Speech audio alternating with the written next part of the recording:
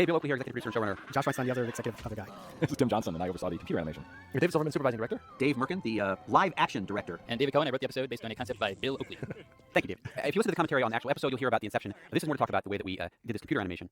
You know, for us at PDI, of the many things that were exciting about it, you learned right away when watching The Simpsons, which was done certainly on a budget, that where the comedy came from was not some kind of luscious amount of tons of keyframed animation. It was all in the timing. Right.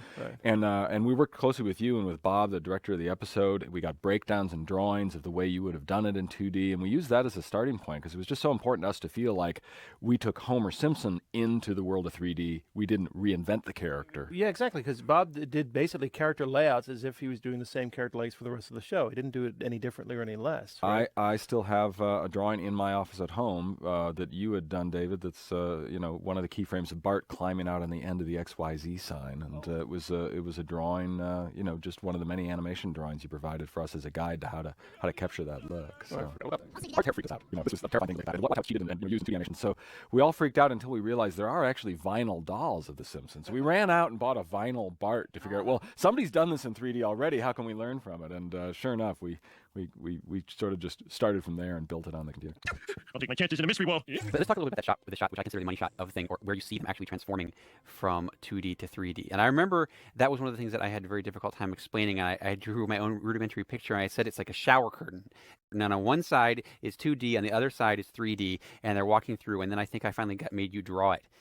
Well, I know what you're saying. I thought it was a great idea because I wanted to see that transition because no one had ever really done that. A 2D character going to a 3D character.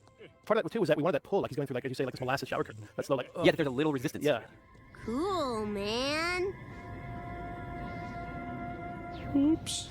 Capturing the kind of facial animation that was on these characters at the time was extremely difficult, and I believe it was Dick Walsh who worked many, many late night hours to try to get those big, extreme, fun mouth shapes that Homer has, and to get the teeth to work but not intersect the gums like he was some accident victim. And I mean, everything about it was actually difficult. We had nowadays you can do fabric and hair and things. And just doing fabric, and of course we cheated a lot on Homer's pants and things, but getting a knee to bend without it looking like a robotic joint, so that there was some sense of fabric flexing. In '95, that was state of the art. It's like, did anyone see the movie Tron?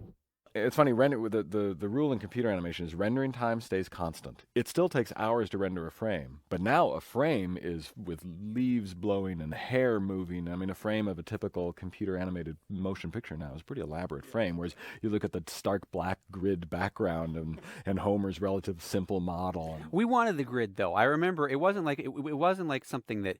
I think the grid, we actually wanted it to look like Battlezone. That's right, because I was a big fan of Battlezone as a kid, and that was those old vector graphics. Right. I'm so bulgy. There's a few in-jokes you've thrown in there you may have talked about already, but the teapot is in the background, and the teapot was the very first three-dimensional object ever generated on a computer, done back at Bell Labs or something in the 70s. So there's a little wink on early computer history. Well, they're already in script, several equations with sort of good working going on there. But we actually have one around, so one shot you'll see the 734 blinking back Homer, and if you go to your phone, the 734 idea, miracle little PDI phone keypads. The water thing was really cool. That's the way we first started. That's amazing. And now we see, why did we hear that shot of water? Big rule out is not, that's cool. Three-dimensional rule of every rock. I just wanted to figure shots to fall out of the glaring LA haze, and as short as that look is, but it's falling. It's more challenging parts of light, and it can legally emerge out of atmosphere, not just fade off.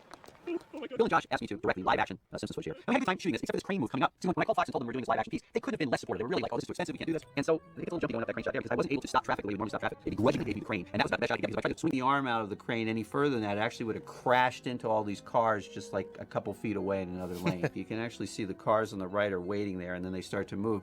But other than that, we had a lot of fun shooting the only live-action Simpsons piece in history.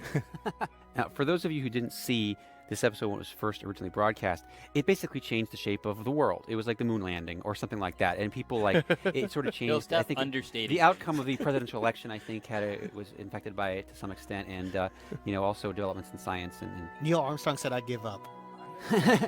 All right, everybody. Thanks for listening. And take care. Bye.